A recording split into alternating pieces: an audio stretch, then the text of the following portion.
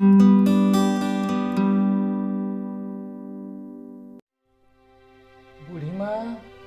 ବୁଢ଼ୀମା ବୁଢ଼ୀମା ଏ ବୁଢ଼ୀମା ବୁଢ଼ୀମା ବୁଢ଼ୀମା ବୋଲି ଡାକି ଚେମା ଯେତେବେଳେ ସାତସିଆ ସାର୍ଟ ପ୍ୟାଣ୍ଟ ପିନ୍ଧି ଘର ଅଗଣା ଭିତରକୁ ପଶି ଆସେ ବୁଢ଼ୀମାର ମନ କୁଣ୍ଢେମୋଟ ହୋଇଯାଏ। ଖଣ୍ଡେ କପଡ଼ାରେ ବନ୍ଧା ହୋଇଥିବା ବସ୍ତାନୀଟିକୁ ଫୋପାଡ଼ି ଦେଇ ଚେମା ପଶିଯାଏ ବୁଢ଼ୀମାର କୋଳରେ। ବୁଢ଼ୀମାକୁ ଜାବୁଡ଼ି ଧରି କେତେ କ'ଣ ଗେଲ ହୁଏ।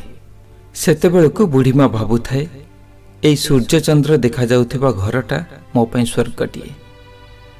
ମୁଁ ସତରେ କେଡ଼େ ଭାଗ୍ୟବାନ, ମଲା ବେଳକୁ ମୋ ମୁହଁରେ ନିଆଁ ଟିକେ ଦେବ ମୋର ଏଇ ନାତି ଟୋକା। ଆଜି ଯଦି ସେ ଥାନ୍ତେ କେଡ଼େ ଆନନ୍ଦ ପାଉନଥାନ୍ତେ ସତେ। ମା ଡାକିଲେ ମଧ୍ୟ ସହଜରେ ବୁଢ଼ୀମା କୋଳ ଛାଡ଼ିବାକୁ ଚେମା ରାଜି ହୁଏନି। ବୁଢ଼ୀମାର ମନେ ପଡ଼ିଯାଏ ଅତୀତ ଦିନର ଦୁଃଖଦ କାହାଣୀ ସବୁ। ଚେମାର ବାପା ବୁଢ଼ୀମାର ଗର୍ଭରେ ଥାଏ ତାର ସ୍ୱାମୀ ଆରପାରିକୁ ଚାଲିଗଲେ। ଚାଷ ଜମି କିଛି ନାହିଁ।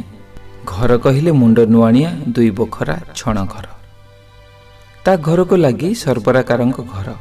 ବୁଢ଼ୀମା ଯାଇ ତାଙ୍କରି ଘରେ ମୂଲପାଇଟି କରେ। ସେଥିରେ ହିଁ ଚଳେ ବୁଢ଼ୀମାର ସଂସାର।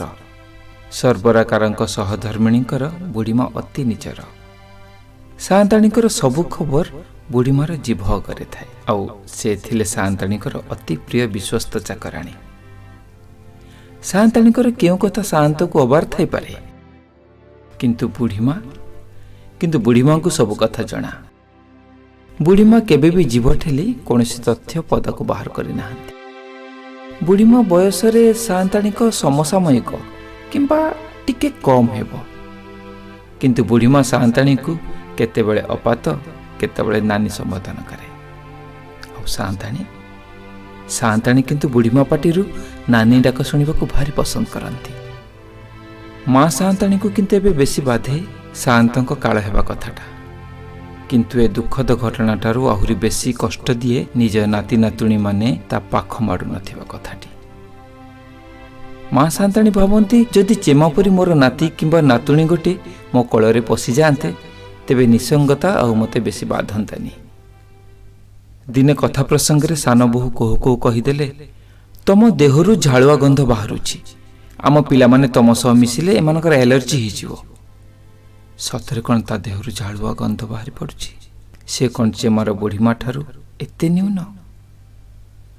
ସାଆନ୍ତାଣୀ ଭାବନ୍ତି, ନ ଆସନ୍ତୁ ମୋ ନାତି ନାତୁଣୀମାନେ ମୋ ପାଖକୁ, କିନ୍ତୁ ମଲାବେଳେ ମୋ ମୁହଁରେ ନିଆଁ ଟିକେ ତ ଦେବେ।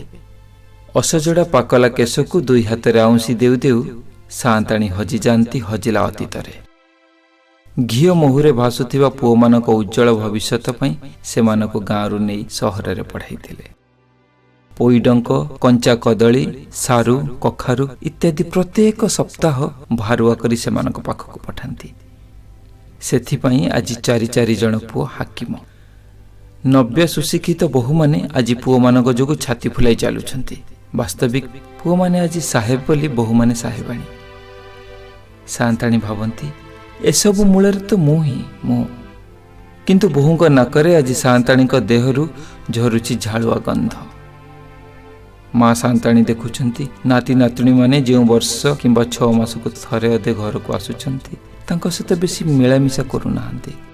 ଆଉ ଗାଁ ଛାଡ଼ି ଗଲାବେଳକୁ କେବଳ ମୁଣ୍ଡ ନୁହେଁ ଜୁହାରଟାଏ ପକାଇ କିମ୍ବା ପାଦ ଧରି ମୁଣ୍ଡିଆଟିଏ ମାରି ଚାଲି ଯାଉଛନ୍ତି। ସେମାନେ ଭାବନ୍ତି ସେମାନଙ୍କର ବୁଢ଼ୀମା ସତେ ଯେପରି ଅନ୍ୟ କୌଣସି ଗ୍ରହର ଗୋଟେ ଜୀବ। ଚେମାର ବୁଢ଼ୀମା ଏବେ ଦେଖୁଛି ତାର ନାତି ଟୋକା ବଡ଼ ହେଇଗଲାଣି। ସେ ଗାଁ ପାଖ ସ୍କୁଲରେ 10ମ ଶ୍ରେଣୀରେ ପଢ଼ୁଛି। ହେଲେ ଚେମାଟା ଯେଉଁ ଚେମାକୁ ସେଇ ଚେମା ହେଇ ରହିଯାଇଛି। ଆଜି ସେ ଆଉ ସାତସିଆ ସାର୍ଟ ପ୍ୟାଣ୍ଟ ପିନ୍ଧୁନି, ସରକାରୀ ଘର ଦେଇଥିବା ନୀଳ ଧଳା ପ୍ୟାଣ୍ଟ ପିନ୍ଧୁଛି।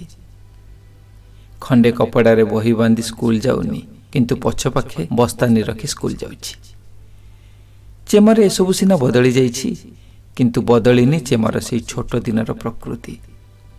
ସ୍କୁଲରୁ ଆସୁ ଆସୁ ଆଗେ ବୁଢ଼ୀମା କୋଳରେ ପଶିଯାଏ। କୋଳରେ ମୁଣ୍ଡ ଥୋଇ ଆଗେ ଆରାମ କରେ। ଏଆଡ଼ୁ ସିଆଡ଼ୁ ବୁଢ଼ୀମାକୁ କେତେ କ'ଣ ପ୍ରଶ୍ନ ପଚାରି ଚାଲେ। ଏସବୁକୁ ଚେମାର ବାପା ମା ଦୂରରୁ ଦେଖି ଆନନ୍ଦ ପାଆନ୍ତି, ଆଉ ମନେ ମନେ ହସନ୍ତି, ଖୁସି ବି ହୁଅନ୍ତି। ବୁଢ଼ୀମା ମଧ୍ୟ କେଉଁଠୁ ଯଦି କିଛି ଭଲ ଦ୍ରବ୍ୟଟେ ପାଇଯାଏ ତାହେଲେ 7 ସିଆଁ ପଣତ କାନିରେ ବାନ୍ଧି ରଖି ଚେମାର ସ୍କୁଲରୁ ଆସିବା ବାଟକୁ ଚାହିଁ ରହିଥାଏ। ବୋହୂକୁ ବାରମ୍ବାର ପଚାରୁଥାଏ, ଆରେ ମା ଚେମା କେତେବେଳେ ଆସିବ ଯେ? ବୁଢ଼ୀର ଆନନ୍ଦ ସେଦିନ କହିଲେ ନ ସରେ। ଯେଉଁଦିନ ବୁଢ଼ୀ ଶୁଣିଲା ସରକାର ବାହାଦୁର ତାକୁ ଦୟା କରିଛନ୍ତି, ଆଉ ସେ ମାସିକ 300 ଟଙ୍କା ଭତ୍ତା ପାଇବ। ବୁଢ଼ୀମା ସେଦିନ ପୁଅକୁ ଡାକି କହିଲା, ଆରେ ତୁ ପରା କହୁଥିଲୁ ଚେମା ଭଲ ପଢ଼ୁନି, ନ ପଢ଼ୁ କ'ଣ ଗଲା, ଭଗବାନ ତାକୁ କୋଟି ପରିମୟ ଦେଇଥାନ୍ତୁ, ମୋ ଭତ୍ତା ଟଙ୍କାରୁ ତାକୁ କିଛି କିଛି ଦେଉଥିବୁ, ଛୁଆଟା ଖାଇଲେ ପିଇଲେ ସିନା ବଡ଼ ହେବ। 10ମ ପରୀକ୍ଷା ଫଳ ଯେଉଁଦିନ ବାହାରିଲା, ସେଦିନ ଚେମାର ବାପା ମା ଶୁଣିଲେ ଚେମା କୁଆଡ଼େ ଫେଲ୍ ହୋଇଯାଇଛି। ବହୁତ ମନ ଦୁଃଖ କଲେ, ଖାଇବାକୁ କେହି ମନ କଲେନି। କିନ୍ତୁ ବୁଢ଼ୀମା ଗର୍ଜନ କରି କହିଲା, କ'ଣ ହେଲା, ଚେମା ଫେଲ୍ ହେଲା ଯେ? ପାଠ କ'ଣ ସ୍ୱର୍ଗକୁ ନେବ? ମୋ ଚେମାଟି ଭଲରେ ଥାଉ, ମୋ ପରମାୟୁ ସବୁ ଭଗବାନ ଚେମାକୁ ଦେଇ ଦିଅନ୍ତୁ। ଯେତେ ହେଲେ ଚେମା ବଡ଼ ହେଇଗଲାଣି, ବୁଦ୍ଧି ଜାଣିଲାଣି, ଭବିଷ୍ୟତକୁ କ'ଣ କରିବ କ'ଣ ନାହିଁ ସେ ଚିନ୍ତା କଲାଣି। ମନସ୍ଥ କଲା ସହରକୁ ଯାଇ ଗ୍ୟାରେଜ କାମ ଶିଖିବ। କିନ୍ତୁ ବୁଢ଼ୀମା ନାରାଜ। ଚେମାକୁ ପାଖରେ ବସାଇ କେତେ କ'ଣ ବୁଝାଇଲା। ଶେଷକୁ ବୁଢ଼ୀମା ଚେମାକୁ କହିଲା, ଚେମା ତୁ ଯଦି ମୋତେ ଛାଡ଼ି ଚାଲିଯିବୁ ତେବେ ମୁଁ ସତ କହୁଛି ମରିଯିବି ରେ। କେତେଥର ଯେ ବୁଢ଼ୀମା ଚେମାକୁ ଆଉଁସି ଆଉଁସି କହିଛି ଏ କଥା କେବଳ ଚେମା ଓ ବୁଢ଼ୀମା ହିଁ ଜାଣନ୍ତି। ସର୍ତ୍ତଟି ହେଉଛି ଚେମା 7 ଦିନ ସହରରେ ରହି ଫେରି ଆସିବ। ବୁଢ଼ୀମା କିନ୍ତୁ କାନେ କାନେ ଚେମାକୁ କହିଛି, ଦେଖ ଚେମା ଆଜି ହାଟବାର, ଆଉ ତୁ ଆସନ୍ତା ହାଟବାର ପୂର୍ବରୁ ନ ଫେରୁ ଯଦି ତେବେ ମନେ ରଖିଥା ମୁଁ ଜୀବନ ହାରିଦେବି। ଗଲାବେଳକୁ ବୁଢ଼ୀମା ଲୁଗା କାନିରେ ବାନ୍ଧିଥିବା କେଇଟା ଟଙ୍କାକୁ ଚେମା ହାତକୁ ବଢ଼ାଇ ଦେଉ ଦେଉ କେତେ ଯେ ବୁକି ଦେଇ ପକାଇଛି, କେତେ ଗେଲ କରିଛି, କେତେ ଯେ ଛାଞ୍ଚୁଣୀର କେରା ଛିଡ଼ାଇ ବାନ୍ଧିଛି। କାହାର ନଜର ନ ପଡ଼ୁ ବୋଲି କେତେ ତା ଦେହକୁ ଥୁ ଥୁ କରି ଖାଲି ଛାପ ଥୋକିବାରେ ଲାଗିଛି। ଆଉ ସେସବୁ ଆଖିରେ ନ ଦେଖିବା ଲୋକ ସହଜରେ ବିଶ୍ୱାସ କରିପାରିବେ ନାହିଁ। ବୁଢ଼ୀମା ଚେମାଙ୍କୁ ଗାଁ ମୁଣ୍ଡ ପର୍ଯ୍ୟନ୍ତ ବଳାଇ ଦେଇ କାନ୍ଦି କାନ୍ଦି କହିଛି, ଚେମାରେ ମୋ ଧନରେ ହାଟବାର ପୂର୍ବଦିନ ନିଶ୍ଚୟ ଫେରି ଆସିବୁ ରେ ବାବା। ଏଇ 7 ଦିନ ବୁଢ଼ୀ ଆଖିରେ ନିଦ ନାହିଁ, ପେଟରେ ଭୋକ ନାହିଁ କି ଶୋଷ ନାହିଁ। ଦିନ ପରେ ଦିନ ଗଡ଼ି ଚାଲିଛି। ଯଦିଓ ବୁଢ଼ୀମା ଜାଣିଛି କେବେ ଚେମା ଫେରି ଆସିବ, ତେବେ ପୁଅକୁ ଯାଇ ପଚାରୁଛି, ଚେମା କେବେ ଆସିବ, ଆଉ କେତେ ଦିନ ବାକି ଅଛି?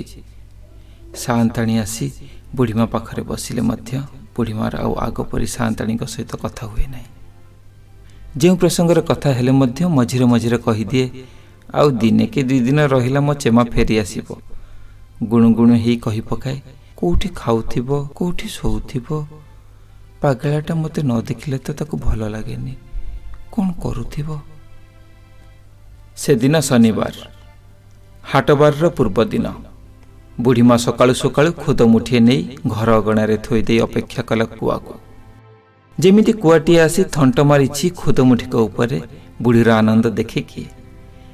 ଛୋଟେଇ ଛୋଟେଇ ଅଲରା କେଶକୁ ସଜାଡ଼ି ସଜାଡ଼ି ଯାଇ ବୋହୂ ପାଖରେ କହିଲା, ମୋ ଚେମା ନିଶ୍ଚୟ ଫେରି ଆସିବ ଆଜି। କାଉଟା ଆସି ମନ ଆନନ୍ଦରେ ମୋ ଖୁଦ ମୁଠାକ ଖାଇ ଦେଇଛି। ବୁଢ଼ୀ ନ ଖାଇ ନ ପିଇ ଦାଣ୍ଡ ଦୁଆରେ ଚାହିଁ ବସିଥାଏ। କେତେବେଳେ ଆସିବ ତା ନୟନର ମଣି, ତା ନାତି ଟୋକା ଚେମା। ସକାଳ ଯାଇ 2 ପହର ହେଲା, ଚେମାର ଦେଖା ନାହିଁ। ବୁଢ଼ୀ କିନ୍ତୁ ଦୃଢ଼ ନିଶ୍ଚିନ୍ତ ଥାଏ, ତା କୋଳକୁ ତା ଚେମା ନିଶ୍ଚୟ ଆସିବ। ବୁଢ଼ୀମା ସହିତ ମା ସାଆନ୍ତାଣୀ ବସିଥାନ୍ତି। ଯେତେ ହେଲେ ସାଆନ୍ତାଣୀ, ତେଣୁ ବୁଢ଼ୀମା ସାଆନ୍ତାଣୀଙ୍କର ପ୍ରତ୍ୟେକ ଦିନ କିଛି ନା କିଛି ଖାଇବା ଦ୍ରବ୍ୟ ଦିଅନ୍ତି, ଯେଉଁଥିରେ ଚେମାର ଭାଗ ଥାଏ। ଆଜି ସାଆନ୍ତାଣୀ ଦେଇଛନ୍ତି ଆରିସା ପିଠା 2ଟି। ବୁଢ଼ୀମା ଅତି ସରାଗରେ ବାନ୍ଧିଛି ତାର ପଣତ କାନିରେ ନାତି ଟୋକା ପାଇଁ। ସତକୁ ସତ ଚେମା ଯେତେବେଳେ ଘର ଅଗଣା ଭିତରକୁ ପଶି ଆସିଛି, ବୁଢ଼ୀମା ବୁଢ଼ୀମା କହି ଚିଲେଇ ଦେଇ ଧାଇଁ ଆସିଛି ବୁଢ଼ୀମା କୋଳକୁ। ବୁଢ଼ୀମାର ଆନନ୍ଦ ଦେଖେ କିଏ। ସାଆନ୍ତାଣୀ ଦେଖୁଛନ୍ତି ତାର ନାତି ନାତୁଣୀମାନେ ସହରରୁ ଆସିଲେ ଯେପରି ପାଦ ଛୁଇଁ ଜୁହାର ହୁଅନ୍ତି, ଚେମା କିନ୍ତୁ ସେମିତି କିଛି କଲା ନାହିଁ। କିନ୍ତୁ ଚେମାର ବୁଢ଼ୀମା କୋଳରେ ଯେଉଁ ପଶିଯିବାର ଭାବ, ତାହା ତା ନାତି ନାତୁଣୀଙ୍କ ଠାରେ ନାହିଁ। ବୁଢ଼ୀମା କେତେ ଯେ ଚୁମା ଆଙ୍କି ଦେଇଛି ଚେମାର ଗାଲରେ, ତାର ହିସାବ ନାହିଁ। ରାତିକି ବୁଢ଼ୀମା ସହିତ ଚେମା ଏକାଠି ବସି ଖାଉଥିବା ବେଳେ ବୁଢ଼ୀମା ତାର ପୁଅକୁ କହିଲା, ପୁଅ ଚେମାକୁ କହିଦେ, ଆଉ ଯଦି ମୋତେ ଛାଡ଼ି ଚେମା ପୁଣି ସହରକୁ ଚାଲିଯାଏ ତେବେ ମୁଁ ଜୀବନ ହାରିଦେବି। ଚେମା ଜାଣିପାରିଲା ନାହିଁ କିପରି ତା ବୁଢ଼ୀମାକୁ ବୁଝାଇବ ତାର ଭବିଷ୍ୟତ କଥା। ଚେମା ମନସ୍ଥ କଲା, ବୁଢ଼ୀମା ସକାଳେ ନିଦରୁ ଉଠିବା ପୂର୍ବରୁ ଚୁପଚାପ ଘର ଛାଡ଼ି ଚାଲିଯିବ। ତାହା ହିଁ ହେଲା। बुढ़ीमा पाखरे शोइथिबा चेमा चुपचाप उठी पड़ी बापा बोऊंक ठारू विदाय नहीं चेमा चलीगला सहर को तार ग्यारेज काम शिखा।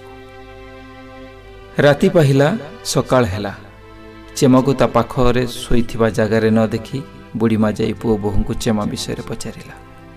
जेतेबेले शुणिला चेमा चली जाइछि बुढ़ीमा केते कांदी पकाइला गुम मारी बसी रहिला। पुओ बोहू सहित कथा हेला नहीं। बाहर पिंडारे गुम मारी बसी रहिला। रास्तार जहाकू देखिला ताकू डाकी ता कानी अगरे बांधी 300 टंका दे कहूଥାଏ ए भत्ता टंका नियो मते मो चेमा पाखकू टिके नहीं जाओ। बुढ़ीमा चेमा चेमा कही एमिति चित्कार कला जे देखिला से कहिला बुढ़ी चेमा पाई पागल हो जाइछि। किछि समय बुढ़ी गुम मारी दांड पिंडारे बसी रहिला। एई समय रे केही जणे बुढ़ीमार पुओ बोहू को हुरी पकाई डाक देला बुढ़ी पिंडा उपरु तळकू मुह माड़ी खसी पड़िछि। पुओ बोहू धाई आसिले। बुढ़ी को तळ उठाई देखिला बेलकू सबु शेष। घर अगणारे बुढ़ीमार शवकू घोड़ाई शुआई दिया जाइछि। पुओ बोहू बाहुनी बाहुनी कांदु थांती। चेमा जेतेबेले आसी बुढ़ीमार शव उपरु कपड़ाटी काढ़ी दी थाए सेतेबेले चेमा भाबु थाए सते जेपरि तार बुढ़ीमा ताकू गेल करी तार 7 सिया लुगा कानीरु कौन किछि खोली दे ताकू खुआई देउछि। बुढ़ीमा बुढ़ीमा कही भो भो होई कांदी उठिला चेमा। से अंचल रे प्रचलित प्रथा अनुଯାयी बुढ़ीमा तुंडे भात गुंडाटीए चेमा मुखाग्नि सदृश्य खुआई दे बुढ़ीमा बुढ़ीमा कही बुढ़ी उपरे मुंड गोली देउथिबा समय रे सांताणी भाबु थांती तू केते भाग्यवान सतरे। तू हसी हसी चली जाउछु तो परिवार कांदुची किंतु मु मला बेलकू मो बोहू माने मो नाती मान को बारण करी कहिबे नहीं तो बुढ़ीर शव पाखक जाओ नहीं एलर्जी हो।